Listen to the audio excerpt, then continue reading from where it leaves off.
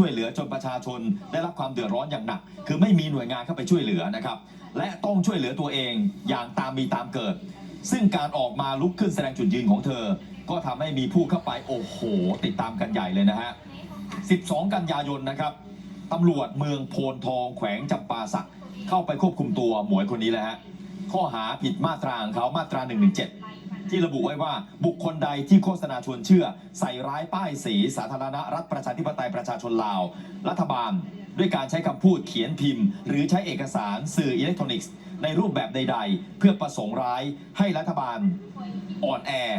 ต้องถูกจำคุก 1-5 ปีปรับเดี๋ยวนับก่อน5 ล้านถึง20 ล้านกีบก็ประมาณ17,000 ถึง 69,000นะประมาณนี้นะปรับนะ5 ล้านกีบจนถึง20 ล้านกีบเป็นเงินยังไม่ถึง100,000 บาทนะฮะแต่มีโทษจำคุกด้วยนะครับนี่ฮะ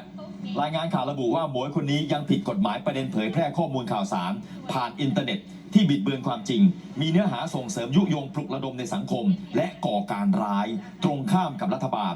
ที่เอาใจใส่ในการแก้ไขปัญหาน้ำท่วมอยู่ตลอดฮะเห็นไหมฮะท่านผู้ชมฮะประเทศเรายังมีคนแบบนี้เลย